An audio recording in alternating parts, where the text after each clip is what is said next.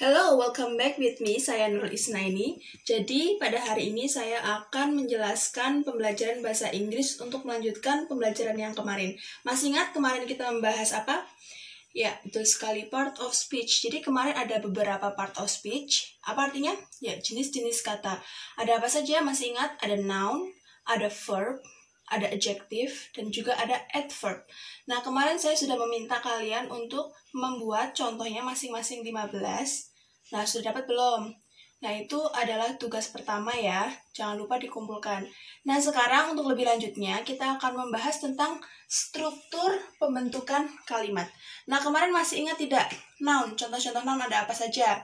Di sekitar kalian ya. Terus juga ada verb. Verb itu apa kemarin? Kata kerja. Terus ada adverb, kata keterangan, atau kata yang menjelaskan tentang verb. Ada juga adjective, yaitu kata sifat. Oke, langsung saja kita membahas struktur pembentukan kalimat. Nah, jadi yang pertama saya akan menjelaskan tentang subjeknya. Nah, subjeknya itu ada they, we, I, you, he, she, it. Nah, they itu artinya apa? Mereka. Berarti di sini tidak termasuk saya ya, karena mereka. We berarti di situ ada termasuk kita. Kita itu ada saya di situ berarti. Jadi lebih dari 2 orang ya, tapi ada saya termasuk di situ. They itu juga lebih dari 1 orang ya, kalian tahu kan. Nah, terus I itu untuk saya, you, kamu, dan he, she, it. He itu untuk menunjukkan dia laki-laki. Contohnya nama Diki, Tono, dan sebagainya itu termasuknya he. Tapi jika Diki dan Tono, berarti kita sudah ganti subjek menjadi they. Gitu. Kemudian she itu untuk menunjukkan nama perempuan. Tapi kalau misalnya Monica and I, nah itu berarti sudah ganti subjek menjadi we. Contohnya seperti itu. Kemudian untuk membuat suatu kalimat kita juga butuh kata kerja. Biasanya kita, kemarin contoh apa saja kata kerja? Coba sebutkan salah satu. Nah, kalau di sini saya memberikan contohnya itu bermain. Bermain itu apa bahasa Inggrisnya? Bisa dicari di kamus ya kalau teman-teman nggak tahu artinya. Sekarang kan sudah ada Google Terjemah, bisa dicari di situ untuk membantu teman-teman belajar. Nah, contohnya verb itu ada play. Jadi play itu artinya bermain. Ya mungkin teman-teman sudah ada yang tahu, play itu artinya bermain. Nah, they, we, I, you itu tidak memakai S, sedangkan he, she, it itu memakai S. Jadi kalau he, she, it itu jadinya plays. Jadi di sini itu ada tambahan S di belakangnya. They play, kemudian kalau he plays. Nah, setelah kata kerja kita juga memakai objeknya. Objeknya apa yang kita mainkan? Objeknya contohnya noun, kita pemakai noun. Ini kata kerjanya, objeknya kita bisa pakai noun. Apa itu noun? Ya, kata benda. Kata bendanya misalnya kita bermain bola. Bola itu a ball. Nah, jadi kalau dirangkai kalimatnya, they play a ball. Nah, ini kayaknya kurang komplit ya. Jadi kita bisa tambahin keterangannya. Atau kata keterangan bisa kita sebut adverb-nya. Adverb itu juga bisa kata tempat. Misalnya kita bermain di taman.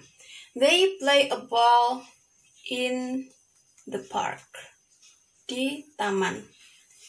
Nah, kalau he, she, it berarti tinggal ditambahin S aja di belakangnya. Belakangnya sama. Contohnya, ya ini teman-teman ini adalah contoh kalimat positif ya. Kalau kalimat negatif itu ada kata tidaknya. Jadi kita belajar kalimat positif dulu. Nah, yang pertama contohnya itu Susan pergi ke sekolah. Nah, kira-kira gimana? Susan itu sebagai subjek ya. Nah, Susan itu nama perempuan. Berarti kita bisa ganti she atau tetap Susan juga boleh. Susan pergi. Pergi itu go. Nah, go itu adalah kata kerja. Tapi tadi ingat nggak he, she, it? He, she, it itu memakai S. Nah,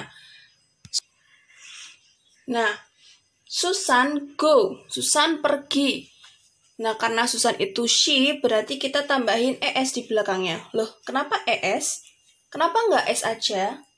Nah, karena jika belakangnya hurufnya vokal, huruf vokal itu ada A, I, U, E, O, tambahannya itu bukan hanya S, tapi ada E dan S.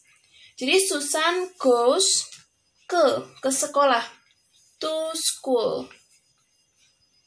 Nah, Susan pergi ke sekolah. Lalu bagaimana jika aku yang pergi ke sekolah? Berarti ini tinggal diganti I aja.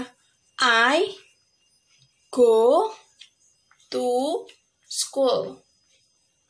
Gitu.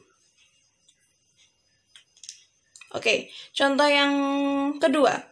Aku minum secangkir teh. Aku itu I minum. Drink, tanpa huruf S di belakangnya ya. I drink secangkir secangkir teh, maaf. A cup, secangkir of tea. Cukup jelas ya.